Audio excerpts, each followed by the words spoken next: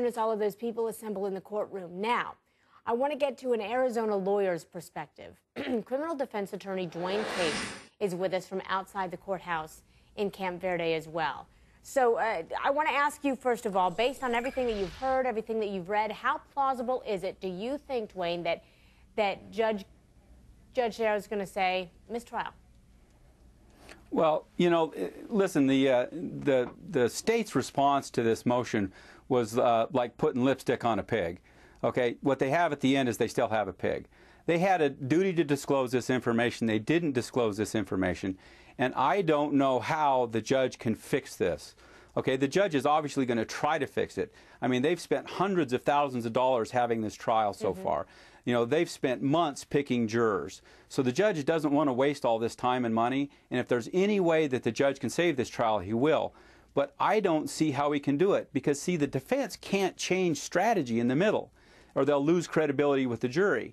You know, they started off with a theory of toxins and other problems, and now to switch to a theory of a faulty design of the sweat lodge they'd lose credibility from the jury, and there's just no way that I think they can do it. I don't think the judge has a choice in this case. But has the prosecution lost some credibility here by well, inadvertently not, you know, passing on this discovery? Well, the prosecution's lost credibility with the judge. I mean, you got to realize that and remember that the prosecution failed to disclose evidence and was sanctioned earlier in this case. This is the second time this has happened. And I don't know how they can claim it's inadvertent because when they listed this expert as a possible witness for the case, it would be inconceivable for a lawyer to list a witness and not read this email. And then when they took this witness off the witness list, it would be inconceivable for an attorney not to read the file and making that decision to take him off the list. I don't see how the state can argue that they didn't, you know, that they didn't realize they had this information. I mean, they've had this information for 11 months. Yeah, but we're 7 weeks in. They've spent, as you said, hundreds of thousands of dollars. I mean, most of these witnesses don't live in Camp Verde. Most of the witnesses they've pulled in have been from out of state or even out of the country. They've been in Canada. So I'm wondering if the judge decides to go ahead and let the trial move forward, what kind of a penalty do you see or repercussion for the prosecution? Well, I don't know that they can actually impose a penalty. What the judge can do is he can try to fix it. He can let the defense team make a new opening statement at the beginning of their case in chief. He can give some sort of jury instruction about, you know, the non-disclosure. You know, he can let them recall witnesses, recross-examine witnesses. But then again, you get back to the defense's credibility. The defense, in order to go forward, the defense is going to have to change the theory of their case in the middle of their case, and that's usually a death knell in front of a jury. But they don't necessarily have to change the theory of their case, do they? I mean, they've been saying that it was poison or it was an accident and it was a toxin of some sort that they were breathing in.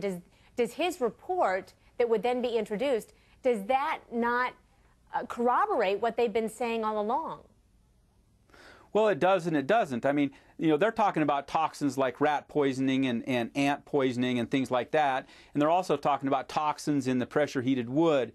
And that's been the theme of their case so far, is that there's been these foreign toxins introduced into the sweat lodge that didn't belong there, and that's what caused the death. But also that it's just been an accident. Well, yeah, and it does fit the theory of an accident because, you know, but had he had this information at the beginning of his case, you know, his opening statement could have been something along the lines of, you know, that this was the perfect storm of unavoidable consequences that happened because of a misbuilt sweat lodge, and that James Ray didn't build the sweat lodge and it wasn't his fault. I mean, that if I'd had the case at the beginning, that would have been the cornerstone of my defense. And so far, that's not been the cornerstone of the defense because the defense didn't have this information. Okay, so if a mistrial is declared, do you think that James Ray will be retried? You know, that's going to be an interesting question because in Arizona, in order to dismiss this case with prejudice, the judge is going to have to find that the prosecutor acted willfully, that they purposefully hid information from the defense and tried to not do it. Now, I think there's evidence that that happened. Number one, like I stated before, I mean, they had to know it was in the file 11 months ago because they listed the person as a witness. But also, the way they disclosed this evidence was this email, they hid it in with a bunch of other documents and kind of slipped it in, hoping that the defense wouldn't actually catch it or actually read it. In fact, it took the defense 4 or 5 days to actually realize what they had and to file the motion. All right. Boy, Dwayne, thank you so much for being with us. We appreciate it. Dwayne Case, their criminal defense attorney. Thanks for your perspective, as always.